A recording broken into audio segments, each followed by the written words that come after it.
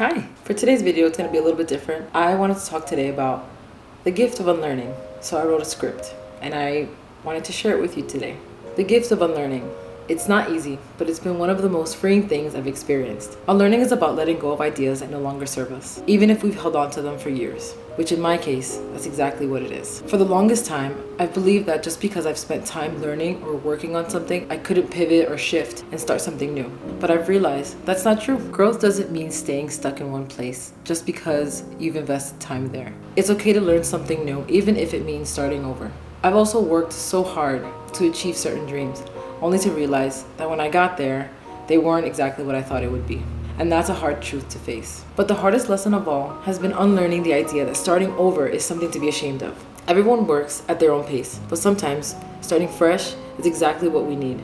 Letting go of the sunk cost fallacy, the belief that we have to stick with something just because we've already invested so much time into it, is what's finally allowed me to move forward. And I'll be honest, I struggled for years with the idea that success was supposed to look like a straight, linear path. And even now, I'm still working on letting things go. What's helped me is realizing that the path doesn't matter if I'm not happy walking it.